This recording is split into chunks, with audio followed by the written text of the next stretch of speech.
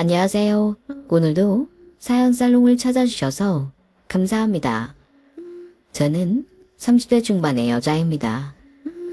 남편과는 지인으로부터 소개를 받아 1년은 온전히 서로를 알아가는 연애를 했고 나머지 1년은 결혼 준비를 하며 총 2년간의 연애 끝에 결혼을 했습니다.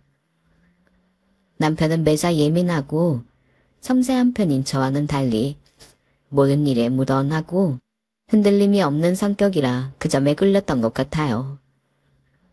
저는 감정이 어린 만큼 기복이 있을 수밖에 없었고 남편은 반대에 가까운 상황이다 보니 제가 흔들릴 때도 이성적인 판단으로 중심을 잡아주고는 했어요.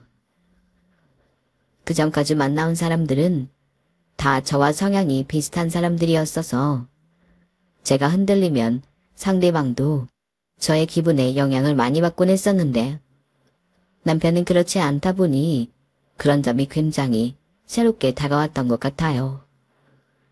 그땐 그런 모습이 어찌나 든든하게 느껴지던지 결혼 후에 다가올 수많은 인생의 파도에서도 끝까지 중심을 잃지 않고 제 곁을 지켜줄 것만 같더라고요. 주변에서도 제 예민한 성향을 감당해 줄 수 있는 건 제 남편뿐이라고 할 정도로 남편은 곧고 듬직한 사람이었어요. 연애한 기간이 길었다고는 할 수 없지만 만날수록 남편이 좋아졌고 점점 확신이 생겼어요. 남편 역시 저를 만나기 전까지는 본인과 비슷한 성향의 사람을 만나다가 저 같은 사람을 만나니 연애를 하며 느끼는 감정이 다채로워진 것 같고 저를 만나는 게 재미있다고 하더라고요. 그렇게 서로의 다른 점이 서로에게 매력으로 느껴져 저희는 빠르게 결혼을 약속하게 되었던 거죠. 연애하는 내내 딱히 신경 쓰였던 점이 없을 정도로 기본적인 면에서는 아무런 문제도 없었던 남자였지만 딱 한 가지 걸리는 점은 있었어요. 남편은 직업 특성상 건설 현장에서 일을 했는데 그러다 보니 매번 근무지가 변경되기 일쑤였고 숙소 생활을 해야 한다는 점이었어요. 결혼을 하고 남편을 따라 이사를 다닌다면 같이 살 수 있었겠지만 저는 굳이 그렇게 하고 싶지는 않았어요. 어린 시절 아빠를 따라 자주 이사를 다녔던 기억 탓에 사는 곳을 계속 옮겨 다니는 불안정한 생활을 하고 싶지 않았기 때문에 저도 회사를 다니는 입장이다 보니 근무지를 남편 따라 옮기는 건 불가능에 가깝다는 현실적인 이유도 있었죠. 게다가 연애하는 기간 동안에도 저는 서울, 남편은 경기도 쪽에서 근무를 했기 때문에 그렇게 자주 만나지는 못했어요.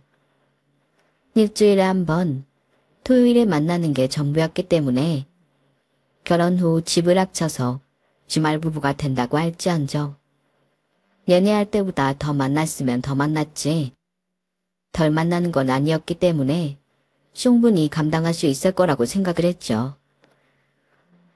야, 그래도 연애할 때 일주일에 한 번 만나는 거랑 주말 부부랑은 느낌이 완전 다를 텐데 진짜 괜찮겠어? 나도 내 시간이 중요한 사람이라 괜찮을 것 같은데 이때까지 혼자 살았는데 주말이라도 같이 지내는 사람 있으면 좋지 뭐. 그리고 너 그런 말 몰라? 3대가 덕을 쌓아야 주말 부부가 된다는 말. 계속 연애하는 느낌 나고 서로 덜 질리고 좋을 것 같은데? 그건 같이 살다 서로한테 질릴 대로 질려서 중년 이후 부부한테나 해당되는 말이지. 너넨 결혼하자마자 바로 주말 부부 스타트잖아. 인생에서 제일 행복한 시기인 신혼 때 하필 주말 부부인데. 그게 정말 괜찮겠어? 다른 신혼부부들 깨볶을 때 너네는 생일별도 그런 생일별이 없을 텐데. 그래도 어쩌겠어. 방법이 없는데. 내가 남편 따라 여기저기 이사 다니는 건 정말 아닌 것 같고. 일단 결혼 정년기에 이렇게 결혼하고 싶은 사람이 생겼는데 겨우 그런 이유로 결혼 안 하는 것도 말이 안 되잖아. 일단 결혼하고 생각하려고. 결혼부터 하고 이리저리 지내다 보면 또 방법이 생기겠지. 주변의 만류나 걱정 어린 시선에도 불구하고 저는 별다른 걱정 없이 결혼 준비를 진행했어요. 사실 그런 말들이 귀로는 들렸지만 머릿속까지 와닿지는 않았던 것 같아요. 적어도 연애할 때까지는요. 그래도 결혼하고 나서 처음 몇 달간은 나름대로 행복한 시간을 보냈어요. 비록 주말뿐이기는 해도 남편과 둘만의 취향으로 꾸며놓은 공간에 마주보고 앉아 외식이나 배달음식이 아닌 집밥을 요리해 먹고 같이 대청소도 하고 잠들기 직전까지 침대에 나란히 누워 좋아하는 TV 프로그램을 보면서 잠드는 게 참 좋더라고요. 저는 좀 보수적인 성향이 있어서 연애할 때 혼자 살았는데도 남편이 한 번도 저희 집에서 자고 간 적이 없었거든요. 그래서 일주일에 이틀만이라도 그렇게 같이 사는 부부 느낌이 나는 게 참 좋았어요. 그런데 한 반년쯤 지났을 때였을까요? 그때부터 슬슬 친구들이 염려하던 부분이 어떤 건지 좀 느낌이 오더라고요. 여보, 오늘 왜 이렇게 연락이 안 됐어? 아, 일하느라고 바빠서 연락할 정신이 없었네. 미안해. 지난번에도 그래서 내가 잠깐이라도 해달라고 했잖아. 일이 아무리 바빠도 그렇지. 어떻게 출근하고 문자 한 통도 없을 수가 있어? 하다못해 점심을 먹거나 화장실 갈 때라도 죽었는지 살았는지 연락 한 통은 보내놓을 수 있을 거 아냐. 여보, 무슨 연락에 그렇게 집착을 해? 우리 이제 부부잖아. 결혼했잖아. 뭐가 그렇게 불안해서 서로한테 연락을 꼬박꼬박 남겨야 하는 건지. 난 이유를 모르겠어. 부부인 거랑 연락이랑 무슨 상관이야. 아니 막말로 우리가 주말 부부가 아니면 나도 상관없어. 당신이 연락을 하든 말든 어찌됐던 저녁에는 집에 들어올 테니까. 그럼 그때 무슨 일이 있었는지 물어보면 되는 거고. 그런데 우린 그게 안 되잖아. 그래서 서로한테 더 신경을 쓰자는 건데. 그게 그렇게 싫어? 당신한텐 그게 그렇게 힘들어서 나한테 이 정도 부탁도 못 들어주겠다는 거야? 그게 아니라 사람이 바쁘면 연락을 좀 못할 수도 있지. 연애 때는 이렇게까지 연락에 집착하지 않았잖아. 왜 그래? 그땐 우리가 가족이 아니었잖아. 나도 연애 때는 당신 바쁘면 언젠가는 연락 주겠지 하고 기다릴 수가 있었어. 근데 지금은 당신 내 가족이라고 생각하니까 이렇게 오랫동안 연락이 안 되면 무슨 일이 생긴 건 아닐까 더 걱정된다고. 당신은 내가 어떻게 하루를 보내고 있는지 별일은 없는지 궁금하지도 않아? 맨날 똑같이 살아가는데 무슨 별일이 있으면 얼마나 있다고 그래. 생기면 당신이 안 물어봐도 어련히 알아서 말 안 할까. 됐어. 그만하자. 내가 신경 쓸 테니까 퇴근하고 피곤한데 이 문제로 더 싸우고 싶은 마음은 없어. 내가 미안해. 남편에게 미안하다는 말은 들었지만 사과를 받지 못한 것보다도 더 마음속이 허한 느낌이 들었어요. 이렇게 사소한 일로 하나하나 쌓이는 것도 쌓이는 거였지만 같이 살기라도 하면 풀 기회가 많았을 것 같은데 일주일에 한 번 겨우 보는데 안 좋았던 얘기를 꺼내 얼마 없는 함께 보내는 시간 동안 분위기를 망치고 싶지 않다 보니 자꾸 안 짚고 넘어가게 되더라고요.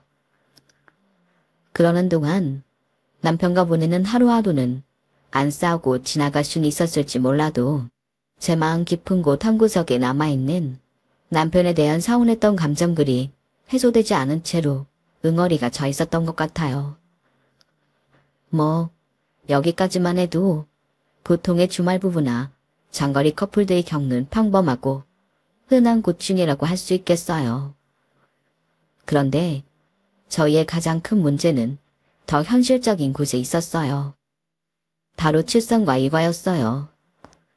둘 다 아이 생각이 없기는커녕 아이를 낳아 단란한 가정을 꾸리는 게 꿈이었던 사람들이었기 때문에 아이는 둘 다 무조건 낳을 생각이 있었어요. 문제는 지금 이렇게 떨어져서 지냈는데 아이를 낳으면 누가 돌볼 거냐는 문제였죠. 엎친 데 덮친 격이라더니 이 문제에 대해 심각하게 고민하고 있을 때쯤에 남편은 새로운 직장으로 이직을 했어요. 새로 들어간 회사는 그래도 어느 정도 짬이 차면 원하는 근무지로 신청을 할 수 있다고 하더라고요. 남편도 그걸 노리고 이직을 한 거였고요.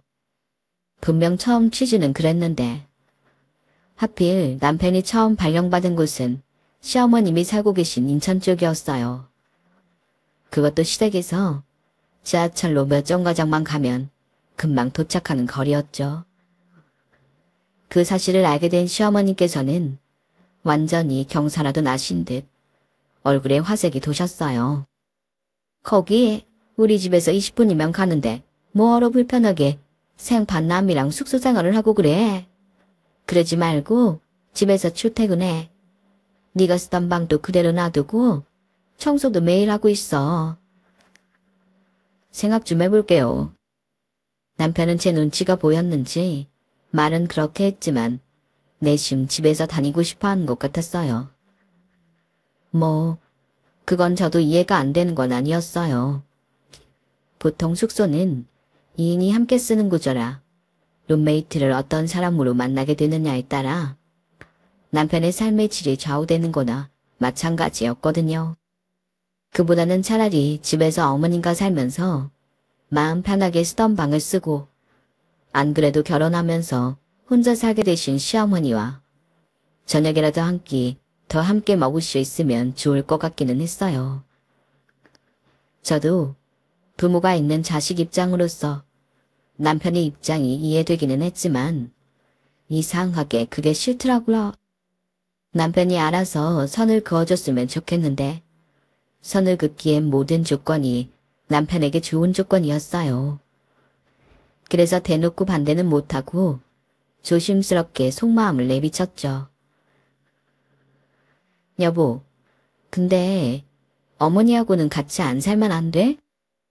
숙소 생활이 힘들면 하다못해 직장 근처에서 집 얻어서 살고 어머님 댁은 자주 오가면 되잖아. 그럼 돈이 2배로 들잖아. 왜? 내가 엄마랑 사는 게 싫어? 혹시 주말에 시댁 오라고 할까봐 그래? 내가 그건 확실하게 선 긋고 주말에는 집에 갈 테니까 너무 걱정하지 마. 엄마도 설마 우리 주말밖에 못 만나는데 그러진 않으실 거야. 뭐 그런 거 걱정한 게 아니라 그냥 당신의 어머님하고 같이 살면 어쨌든 결혼한 나보다 더 많은 시간을 같이 지낼 텐데 그럼 나는 정말 당신이랑 결혼한 기분이 안 들 것 같아서 그래. 안 그래도 지금 신혼부부는커녕 장거리 연애하는 커플 같은 기분인데. 그래도 나한테 이런 기회가 잘 없잖아. 근무지 바뀌면 또 언제 다시 숙소 생활해야 할지 모르는 거고. 몇 년만이라도 좀 편하게 지내고 싶은데. 엄마 혼자 지내는 것도 좀 신경 쓰였는데 이럴 때라도 같이 지내면서 옆에서 좀 돌봐드리고 하면 좋을 것 같은데. 정말 안 되겠어? 남편이 이렇게까지 말하는데 여기서 더 때를 쓰면 저만 이상해지는 꼴이었어요. 마음 같아서는 더 말리고 싶었지만 결국은 포기했어요. 남편이 시댁에 살든 말든 저는 남편이 숙소 생활한다 생각하고 살기 위해 노력하기로 했죠. 일단은 좀 지내보고 영 아니다 싶으면 그때 다시 숙소로 돌아가라고 해도 된다고만 생각을 했어요. 그런데 아니나 다를까 생각보다 제가 우려했던 일들은 남편이 시댁에 들어간 지 한 달도 안 되어 생기기 시작했어요. 여보세요? 여보, 퇴근했어? 오늘은 또 왜 이렇게 연락이 안 돼? 내가 이런 식으로 연락 안 되는 거 진짜 짜증난다고 몇 번이나 말했잖아. 야, 나다. 어머님? 너 사람 그렇게 안 봤는데 평소에 우리 지은이한테 그런 식으로 말하니? 아니, 남자가 바깥일 하다 보면 연락이 좀 안 될 수도 있는 거지. 뭘 그런 걸 가지고 애를 쥐잡듯이 잡아잡기를 하? 어? 그럼 우리 지훈이가 핸드폰 붙잡고 네 연락 답장 못할까봐 전전긍긍하기라도 해야 된다는 거야? 아니요, 어머님. 그게 아니라요. 비슷한 문제로 몇 번 반복된 적이 있어서 그래요. 그건 그렇고 왜 이 사람 핸드폰을 어머님께서 받으세요? 지훈이 방금까지 나랑 밖에서 외식 먹다 들어와서 샤워하러 들어갔다. 네? 외식이요? 뭘 그렇게 놀래? 오늘은 평소보다 일찍 끝났다고 맛있는 거 사주겠다길래 다녀왔지. 너한테 얘기 안 하든? 뭐 같이 살다 보면 당연히 같이 외식하는 날도 있겠지만 막상 그걸 어머님 입으로 전해 들으니 기가 막히긴 막히더라고요. 어쩌면 그게 제가 바랬던 일상이라서 더 그랬는지도 모르겠어요. 이제 제 주변 친구들은 다들 결혼을 해서 비슷한 시기에 신혼을 즐기고 있는지라 어쩌다 한 번씩 쉬는 날이나 조기 퇴근을 하게 되면 남편과 외식을 하고 들어가는 그 평범하면서도 특별한 일상들이 참 부러웠거든요. 남편과 따라 살고 있는 저는 감히 상상도 못 해보는 그런 일들 말이에요. 원래는 아내와 나누었어야 하는 그런 일상들을 어머님과 나누고 있다고 생각하니 괜히 서글퍼지더라고요. 제가 정말 결혼을 한 건 맞나? 저는 누구랑 결혼한 건가? 하는 생각이 들었어요. 차라리 오늘 일찍 끝나서 어머님과 외식할 예정이라고 말이라도 먼저 해줬더라면 이렇게까지 비참한 기분은 안 들었을 것 같아요. 하지만 저를 비참하게 만든 건 남편이 고의인지 실수였는지는 몰라도 그 사실을 저에게 안 알렸다는 점이었어요. 제가 그동안 겪어본 남편 성격상으로는 피곤해지는 걸 극도로 싫어하는 성향이라 본인이 생각하기에 시끄러워질 것 같은 일들은 차라리 알리지 않고 조용히 넘어가자는 주의였거든요. 혹시나 어머님과 외식 자리를 제게 알리면 제가 서운한 티를 내거나 할까봐 알리지 않은 것 같다는 생각이 확 들었어요. 결혼한 지 이제 겨우 2년 차인데 제 서운함은 벌써부터 남편에겐 귀찮고 시끄러운 일이 되어버린 건가 싶은 생각이 드니 기분이 다운되더라고요. 아, 어머님이랑 식사하느라 연락이 안 된 거였군요. 몰랐어요. 그래? 아우, 오늘 아주 고급스러운 데를 갔다 왔어. 내가 해산물 좋아한다고 얘가 유명한 해산물 레스토랑을 예약해놨지 뭐니? 너 빼고 우리끼리만 다녀오는 게 참 미안하더라. 말씀은 그렇게 하셨지만 실제로 목소리나 말투에서 느껴지는 뉘앙스로는 전혀 미안해 보이지 않으셨어요. 오히려 잔뜩 들떠서 저에게 자랑하지 못해 안달난 사람처럼 보이더라고요. 남편이 시어머니와 함께 살게 되면서 이런 식으로 남편에게 전화를 걸었을 때 시어머니가 대신 받는 일이 잦아졌어요. 저는 용건이 확실하게 있는 게 아닌 이상 어머님과 자주 통화하고 싶은 마음은 전혀 없었는데 자꾸 예상치 못한 순간에 어머님의 목소리를 듣게 되고 들어서 별로 좋을 게 없는 듯한 두 사람의 행복한 일상 얘기를 알게 되니 너무 짜증이 났어요. 어머님 입으로 듣는 일상은 하나같이 남편이 저에게는 굳이 말하지 않고 넘기는 것들이었죠. 여보, 어머님이랑 같이 사는 건 좀 어때? 괜찮아? 뭐 무슨 질문이 그래? 엄마랑 사는 건데 당연히 괜찮지. 아, 그냥 나이 들어서 부모님이랑 안 살다가 같이 살면 또 트러블이 있을 수도 있으니까 그런 건 없나 싶어서 물어봤어. 있었음 진작에 얘기했겠지. 오히려 엄청 좋아. 아무래도 엄마가 집에 계시니까 나는 일에만 집중할 수 있는 느낌? 출퇴근한다고 정신없어서 방에 어지러져 있어도 갔다 오면 완전 말끔하게 치워져 있고 빨래 같은 것도 쌓아놔도 전혀 신경 안 써도 되고 덜을 때는 그게 당연한 거라 그렇게 편한 건지 몰랐는데 엄마랑 떨어져 살다가 다시 겪으니까 얼마나 편한 건지 알았잖아. 아, 그래? 좋아 보이네. 그리고 사실 당신이랑 살 때는 둘 다 직장인이니까 집밥을 해먹어도 좀 종류도 몇 가지 안 하게 되고 냉동해놨던 재료들 해동해서 먹고 하니까 좀 건강한 느낌이 덜했는데 엄마는 집에서 살림만 하시니까 그날 신선한 재료를 사다가 음식을 해주시거든. 지난주에 봤잖아. 나 살 좀 붙은 거. 나 요즘 맨날 육첩 반상 먹는다니까. 옛말에 집 나가면 개고생이라는 게 괜한 말이 아니라니까. 나는 그냥 돈 열심히 벌어서 엄마 용돈 드리고 맛있는 거 사드리고 주말에는 당신 보러 집에 가고 요즘처럼만 지내면 정말 소원이 없을 것 같아.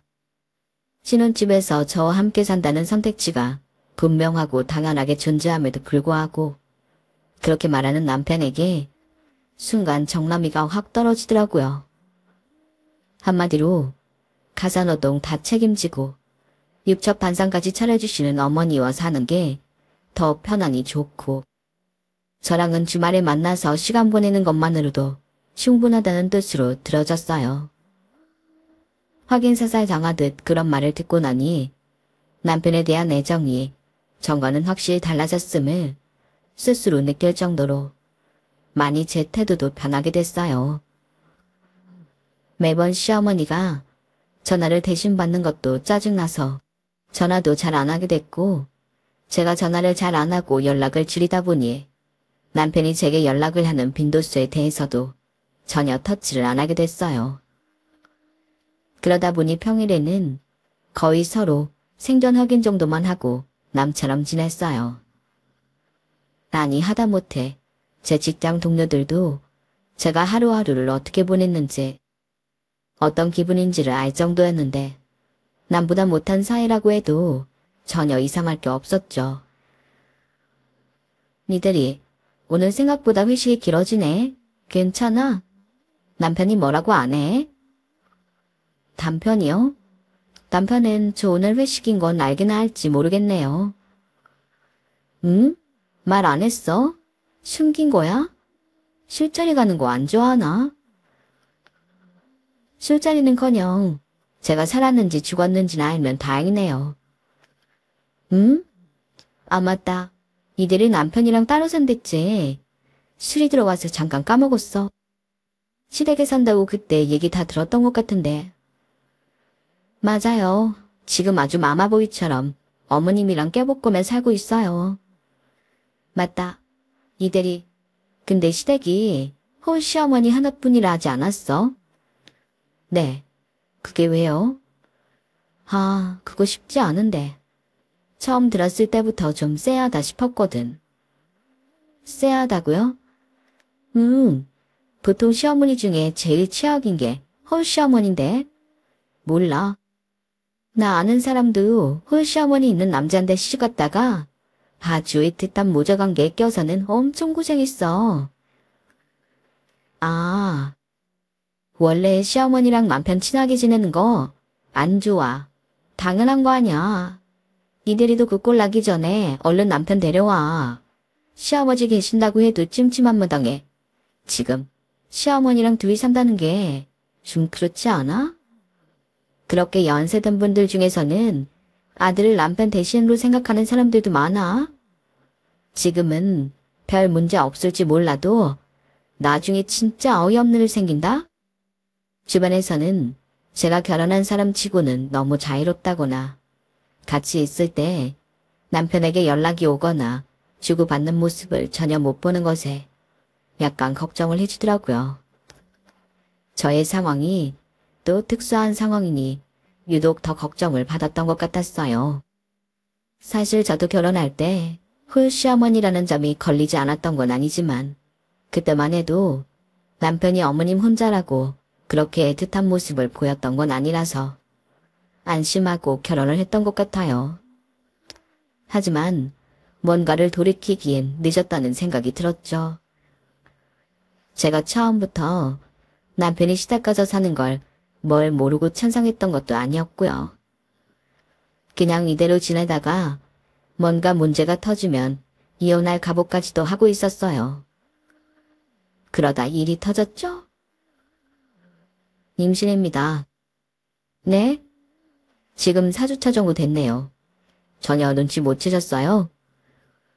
아, 네. 전혀요. 축하드립니다. 제가 임신을 하게 된 거였어요. 하필이면 이렇게나 남편에 대한 확신이 없는 시기에 말이죠. 실은 남편에게 정이 떨어진 이후로 피임은 정말 철저하게 하고 있었는데 둘 다 이세를 간절히 원하던 사람들이라 그걸 좀 이상하게 생각한 남편의 의심을 피하고자 딱 한 번 피임을 안 한 적이 있었어요. 임신이라는 게 그렇게 쉽게 되는 게 아니라는 걸 알고 있어서 크게 걱정은 안 했었는데 하필이면 딱 방심한 그 하룻밤에 아기가 생겨버린 거예요. 남편은 당연히 소식을 듣자마자 뜰 듯이 기뻐했죠. 정말이야 여보? 잘됐다. 그러게 내가 피임하지 말자고 했잖아. 아니 나는 마음의 준비를 하고 임신하고 싶어서 그랬지. 마음의 준비 다 될 때까지 기다리려면 평생에 못 가져. 한 살이라도 둘 다 젊을 때 가지는 게 낫지. 잘됐다. 우린 언제 아이 갖나 했는데 이렇게 갑자기 생길 줄이야. 분명 신혼처에 아이가 생겼더라면 저도 똑같이 기뻐했을 거예요. 하지만 최악의 경우 이혼까지 염두에 두고 있었던 상황에 찾아온 아기는 마냥 기쁘지만은 않더라고요. 게다가 아무런 대책 없이 아이가 생기자 독박으로 고생하는 건 저 하나뿐이었어요. 초기에야 별다른 큰 증상이 없어 괜찮았지만 시간이 흐를수록 컨디션에 기복이 생기고 여기저기 온몸이 쑤셨어요. 가끔 쎄한 기분이 들어 병원에 가야 할 때에도 다른 임산부들 곁에 있는 남편을 보면 호르몬의 영향인지 괜히 서글퍼서 눈물이 찔끔 나더라고요. 남편과 떨어져 지낸다는 이유로 저는 남편이 가장 필요할 때 하나도 도움을 받지 못했어요. 막판에는 너무 힘들어서 휴가를 내고 친정에 잠깐 내려가 있었어요. 친정 엄마께서도 계속 일을 하고 다니셔서 도움을 받으려면 제가 내려가는 게 맞았거든요. 엄마께서는 출퇴근하는 시간을 제외하고는 저를 정말 성심성의껏 돌봐주셨어요. 엄마도 저를 이렇게 고생해서 낳았을 걸 생각하니 엄마께 고맙고 지송스럽더라고요. 아무튼 그렇게 우여곡절 끝에 아기를 낳게 됐어요. 임신이 된 사실을 안 순간부터 아기를 가졌다는 사실에 심란한 순간이 정말 많았는데 막상 제 눈으로 제 뱃속에서 태어난 조그만 아기를 보는 순간 이상한 기쁨이 밀려오더라고요. 저희 아이는 예쁜 공주님이었어요. 남편은 딸을 갖고 싶어 했어서 기뻐했지만 시어머니는 내심 아들을 바랬는지 별로 관심을 안 가지시더라고요. 저는 산후조리원에 다녀온 후 육아휴직 한 달을 받아온 남편과 함께 그야말로 전쟁 같은 육아를 했어요. 남편은 의외로 잘 도와주더라고요. 이런 부분에서는 트러블이 전혀 없었어요. 하루 종일 원인도 모르고 우는 아기 덕분에 같이 잠도 설치고 그대로 육아하면서 부부 사이에 전우애 같은 게 싹 트더라고요. 가끔 아기가 겨우 자면 둘이서 야식도 해서 먹고 하면서 연애할 때처럼 서로의 사이가 오랜만에 돈독해진 기분이 들었어요. 여보, 그냥 육아휴직 끝나고도 우리 이렇게 같이 살면 안 돼? 응? 당신도 현실적으로 어려운 거 알면서. 알긴 아는데 당신 없이 모든 걸 나 혼자 할 생각을 하니 눈앞이 깜깜해서 그래.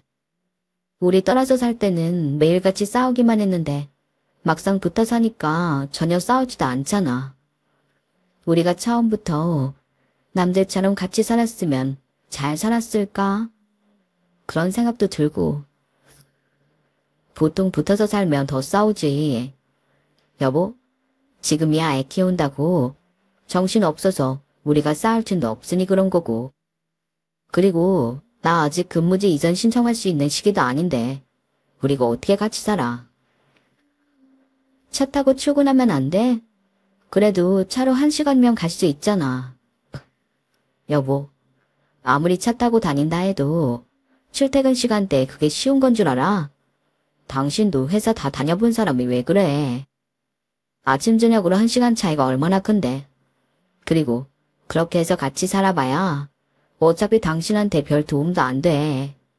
퇴근하고 오면 출퇴근하느라 기운 다 뺏겨서 집에 바로 뻗을 것 같은데 당신 도와줄 시간도 없을걸? 그래도 당신이 없는 것보단 있는 게 나을 것 같아서. 그리고 당신 퇴근하고 와서 애기 잠깐만 놀아줘도 내가 숨 돌릴 틈이라도 생기잖아. 그래도 못하겠어. 지금처럼 일에 집중 잘 되는 환경을 냅두고 갑자기 출퇴근을 하라니. 그게 되는 거였으면 아기 생기기 전에도 진작부터 그랬겠지. 안 되니까 이러고 지낸 거잖아. 그때야 그렇게까지 붙어 살 필요가 없었지만 지금은 상황이 다르잖아. 당신이랑 이렇게 하루 종일 붙어서 두 사람이 애를 봐도 힘든데 나 혼자 어떻게 봐. 지금이야 애가 너무 갓난애니까 그렇지. 좀 있으면 금방 통잠자고 괜찮아져. 한두 달만 더 고생해. 여보, 저 안 되겠으면 장모님한테 가 있던가. 엄마께는 임신했을 때 도움을 너무 많이 받았던 터라 더 이상 도움 받고 싶지가 않았어요. 친정 엄마는 일을 하고 계셔도 어떻게든 저를 알뜰살뜰 챙기려는 모습을 보여주셨는데 남편이라는 인간은 애를 같이 낳아놓고도 어떻게든 육아휴직 끝나면 다시 따로 살려는 모습이 기가 막히더라고요. 계속 회피하려는 모습만 보여서 순간 울컥하는 감정에 또 쌓일 뻔했지만 정말 힘들게 아기를 겨우 재워놓은 터라 소리도 못 지르겠더라고요. 그래도 마지막까지 설마 했던 남편은 한 달 뒤 복직하면서 정말로 집을 다시 떠났고 전 아이와 함께 홀로 남겨졌어요. 아기랑 둘이서 지내는 건 정말 회사에서 매일 야근을 하는 것과는 비교도 되지 않을 정도로 피곤하더라고요. 하루 종일 아이를 안고 있으니 손목이 쑤셨고 자고 일어나면 매일 온몸이 두들겨 맞은 것처럼 아팠어요. 하지만 제가 아프다고 잠깐 쉬거나 누워있을 틈도 없이 아이를 봐줘야 했죠. 아기한테 눈을 뗄 수가 없으니 씻기도 겨우 씻고 밥도 정말 겨우 먹었어요. 사람이 그렇게 몇 달을 지내고 나니 피폐해지더라고요. 그 와중에도 남편은 제가 보낸 아기 사진에만 가끔 답장을 하고 연락은 마찬가지로 자주 하지 않았어요. 저는 아이를 돌보느라 매일 지쳐있어 그것에 뭐라 따질 겨를도 없었고 연락이 있어서는 포기한 지도 오래라 이제는 별로 상관없게 느껴지더라고요. 약간 아이를 낳고 나서는 정말 하루하루가 기계처럼 바쁘게 들어갔기에 제 감정이라는 게 내내 죽어있는 기분이었어요. 힘든 와중에도 가끔씩 밤긋 웃어주는 딸을 보면 기쁘고 행복했지만 그것도 잠깐이었어요. 도저히 제 시간이라는 게 없고 휴식이라는 것도 없고 늘 불안한 마음으로 지내다 보니 금방 사람이 우울해지더라고요. 아기가 생기니 인간관계도 거의 끊겨버린 것 같았어요. 전에는 회사 끝나고 자주 술 한잔하자며 연락 오던 친구들도 아기 보러 놀러오라고 하니 조금 부담스러운지 잘 안 오더라고요. 그렇다고 남편이 연락이 자주 오는 것도 아니고 아기는 말이 통하질 않으니 하루 종일 아무 말도 안 하고 지나가는 날들도 있었어요. 정말 죽겠더라고요. 인간은 사회적 동물이라는 말이 정말 뼈저리게 느껴졌어요. 저에게 연락이 자주 오는 건 그나마 친정 엄마랑 시어머니 뿐이었어요. 며느라, 우리 하영이는 뭐하고 있니? 사진 좀 보내라, 보고 싶다. 하영이 옆에서 잘 놀고 있어요, 어머님. 오늘따라 울지도 않고 잘 놀아요. 근데 너 목소리가 많이 어두워졌다? 육아 혼자 하려니 많이 힘들지? 네?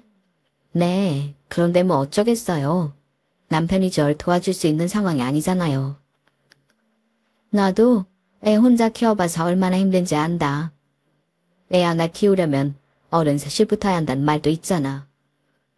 근데 그걸 나도 그렇고 지금 너도 혼자 해내고 있으니 많이 힘들면 너도 그냥 우리 집에 들어와 살지 않겠니? 네? 평생 같이 살자는 게 아니라 저 녀석 근무지 이전할 때까지만이라도 아직은 2년 더 남아있다던데. 그동안 정말 혼자서 이 돌볼 자신이 있어? 차라리 남편도 있는 집에 와서 2년만 도움받으면서 살아. 낮에는 나한테 도움받고 밤에는 남편 얼굴도 보고 살면 훨씬 좋지 않겠니? 내가 애 봐줄 때 나가서 바람도 좀 쐬고 오고. 솔직히 어머님의 제안은 너무 달콤하게만 들렸어요. 아기를 갖지 않았다면 시어머님과 함께 사는 것은 정말 상상조차 하기도 싫었을 텐데 그땐 정말 주변의 사람의 도움이 너무 절실하게 필요했어요. 제가 맞벌이라도 하고 있었다면 시터라도 썼겠지만 남편 혼자 외벌이 하는데 시터의 도움을 받기엔 경제적으로 그렇게 여유 있는 상황이 아니었거든요. 거기다 저 혼자 있을 때 남편과 떨어져 지내던 거랑 아이와 함께 남편과 떨어져 지내는 건 차원이 다른 문제였어요. 남편도 매일같이 하루하루 커가는 딸의 모습을 놓친다며 슬퍼했고 저도 이렇게 지내는 게 맞나 싶었거든요. 차라리 눈 딱 감고 시댁에 들어가면 시어머니께 육아적으로도 도움도 받을 수 있고 남편과도 평일 저녁을 함께 보낼 수 있다는 것에 눈이 돌았던 것 같아요. 정말 그래도 돼요, 어머님? 그렇다니까. 하지만 그게 시작이었죠. 처음 몇 달간은 정말 좋았어요. 낮에 시어머니께 아기를 맡겨놓고 공원으로 산책을 다녀오기도 했고 매일 쪽잠을 자던 것도 어머님이 교대를 해주시니 정해진 시간에는 푹 잘 수 있었어요. 저녁에는 퇴근한 남편 얼굴을 보고 남편이 딸과 시간을 보내는 걸 지켜보는 게 참 행복하더라고요. 그런데 아이가 전쟁 갔던 100일을 넘기고 통잠을 자기 시작하면서 시어머니가 저에게 약간의 여유가 생기자 갑자기 생각도 못한 10월드가 열리기 시작했죠. 하영이는 내가 볼 테니까 오늘 저녁은 네가 해라. 이제 애는 내가 본격적으로 봐줄 테니까 너는 집안일을 좀 해주면 좋겠는데.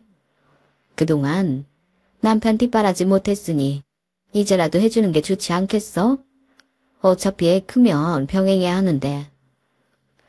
어머님은 그동안 제가 맞벌이라 남편과 떨어져 지내 팜하게 살았다며 각종 집안일들을 제게 떠맡기기 시작했어요.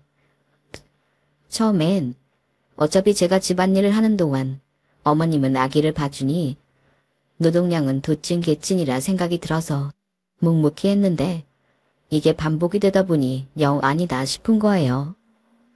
마치 어머님이 아이 엄마고 저는 가사 도우미가 된 것 같았어요. 게다가 날이 갈수록 손녀에 대한 집착은 어찌나 심해지시는지 애를 품에 끼고는 내려놓지 않으시더라고요. 어쩌다 아이가 울어서 안아주려고 해도 아이를 내주질 않고 식탁 위에 있는 분이나 가져오라고 지시하고는 본인 손에서 애를 떨어뜨리질 않더라고요. 하루는 퇴근하고 온 남편이 시어머니에게 안겨있는 딸을 보며 행복해하는 모습을 보니 내가 대체 이 집안에서 무슨 존재인가 싶었어요. 어머님, 그동안 같이 하영이 키워주셔서 감사했어요. 저 이제 슬슬 하영이 데리고 집으로 가볼게요. 뭐? 갑자기 왜? 애 한참 이쁠 땐데 좀 더 같이 키우지. 그동안 도와주신 건 정말 감사한데요. 제가 어머님이랑 같이 있다 보니 좀 기분이 이상해서요. 가장 힘든 고비를 같이 넘겨주셔서 감사해요. 한 달 내로 정리해서 나갈게요. 뭐? 실컷 도와줬더니 상의도 없이 이렇게 통보해버리는 게 어딨니? 너 내가 그렇게 우스워. 그게 아니라요. 상의를 한다 해도 제가 여기 남아있는 건 좀 아닌 것 같아서요. 어느샌가부터 어머님과 제 역할이 바뀌고 있다는 생각이 들어서요. 어머님이 남편과 살고 제가 객식구가 된 것 같은 기분이 들기도 하고요. 계속 이렇게 지내는 건 좀 아닌 것 같아서 돌아가 보려고 해요. 어차피 평생 여기서 같이 지낼 생각도 아니었으니까요. 아, 너 지금 내 아들이랑 내 사이를 질투하고 있는 거구나. 그치? 네? 제가 질투할 게 뭐가 있어요. 어머님이랑은 부모 자식 사이니까 그럴 수밖에 없는데요. 또 어머님 혼자서 힘들게 남편 키워주셨으니 남편이 더 애틋할 수밖에 없죠. 어쨌든 너 지금 심술 부리는 거 다 보이는데 굳이 아닌 척할 필요 없어. 왜? 우리도 다른 집처럼 모자간에 서먹할 줄 알았는데 막상 와서 같이 지내보니 아니든? 우리가 부모 자식 사이가 아니라 부부 사이처럼 보이기라도 했니? 너는 어떻게 된 애가 하다 부모 자식 사이를 질투하니? 무슨 젊은 애가 시어머니 하나 이길 자신이 없어서 그새를 못 참고 집으로 돌아가겠다고 그래. 니네 부부 사이가 겨우 그것밖에 안 돼. 뭐 하긴 니네 연락 주고받는 거 보면 애 정도가 딱 보이긴 하더라. 평소에 아들 보면 얘가 결혼한 유부남이 맞나 싶긴 해. 제가 연락으로 뭐라고 할 때는 일하는 사람한테 왜 연락으로 집착하냐고 뭐라고 했던 분이 갑자기 태세 전환을 하니 저도 사람인지라 어이가 없고 순간적으로 화가 올라왔어요. 어머님, 언젠 저한테 연락으로 집착하지 말라면서요. 어머님이 그렇게 말씀하시면 안 되죠. 예, 내가 연락으로 집착하지 말라고 했지 연락을 하지 말라고 했니? 아들 평소에 사는 거 보면 유부남은커녕 다시 선봐서 결혼한다 해도 여자가 깜빡 속겠더라.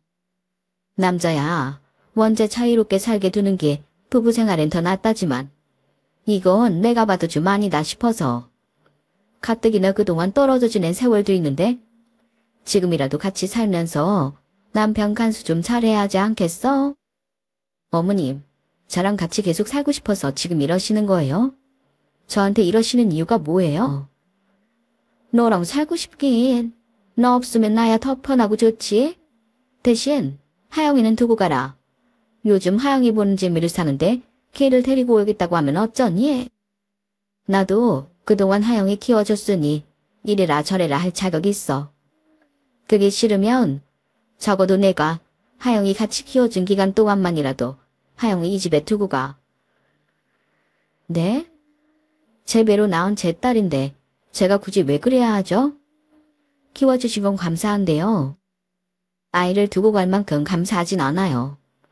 그걸 그렇게 보상을 받으셔야겠다면 남편한테 돈으로 달라고 하세요.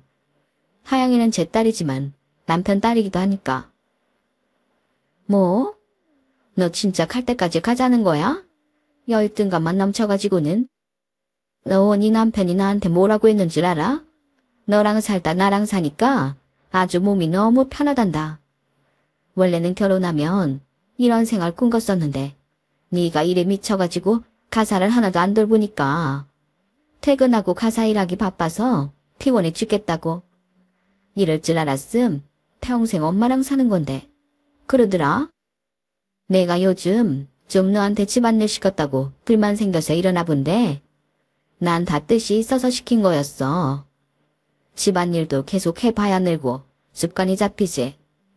어차피 애 낳은 여자들은 복직도 어려운데 앞으로 가정주부를 살 거면 어른이 딱 잡고 가르치는 게 맞지. 고마워하긴커녕 그새를 못 참고 애를 데리고 나가버리려고 해? 어머님, 제가 집안일 할 줄 몰라서 안 하는 거 아니거든요. 어머님이 하루 종일 회사 나가서 일해보세요. 그게 되나? 남편이 어머님이랑 사는 게 특별히 좋아 그러는 게 아니라 그냥 어머님이 이용하고 있는 거예요. 저 이기적인 인간이 그러고도 남죠. 하여간 어머님이 가사 도우미로 이용을 당하건 말건 저랑은 아무런 상관없으니까요. 저는 하영이 데리고 갈게요. 뭐? 이게 기어이? 꼭 그렇게 어른을 이겨 먹어야 속이 편하든? 너 이 집 나가면 다시는 나랑 네 남편 못 보고 살 줄 알아. 알겠어? 네. 어머님 아들 그렇게 대단한 남편 아니라서 별로 미련도 없네요. 마침 저도 헤어지고 싶었는데 하영이 생기는 바람에 못 헤어지고 있던 거라. 차라리 잘 됐어요.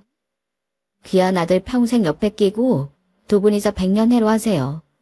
저는 제 딸 데리고 평생 어머님 안 보고 살 테니까. 뭐야? 야, 너 어디가? 거기 안 서? 저는 그 길로 신혼집으로 돌아가 남동생에게 연락을 했어요. 동생에게 집안에 제가 혼수로 해갔던 가구들 처리를 좀 부탁했죠. 남편은 이런 일이 있는데도 주말이 돼서야 집에 찾아오더라고요. 비밀번호를 바꾸고 친정에 내려가 있던 터라 남편은 집에 들어가지도 못하고 다시 시댁으로 간 것 같았어요.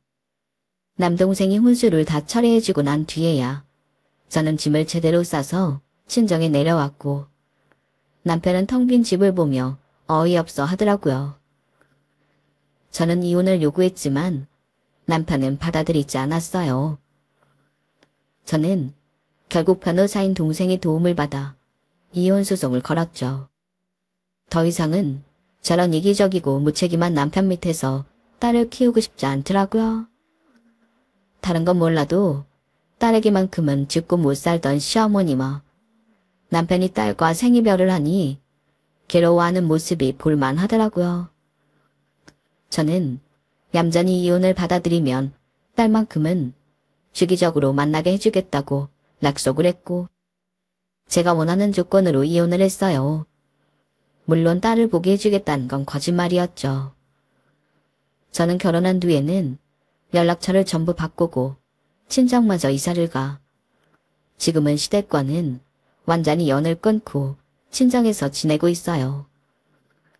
저희 딸도 저와 친정엄마의 사랑을 듬뿍 받으며 지금은 아주 예쁜 꼬마 아가씨가 되었답니다.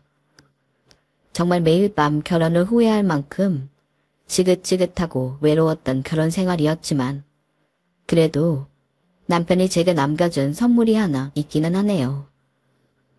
이 공주님이 없었더라면 결혼이라는 제 어리석은 선택이 평생 끔찍한 기억으로만 남아있었을 테니까요. 제 이야기는 여기까지예요. 들어주신 분들 모두 항상 행복하세요. 여러분, 사연 댓글에 응원과 현명한 조언 부탁드려요.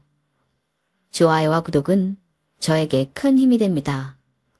오늘도 좋은 일 가득하세요.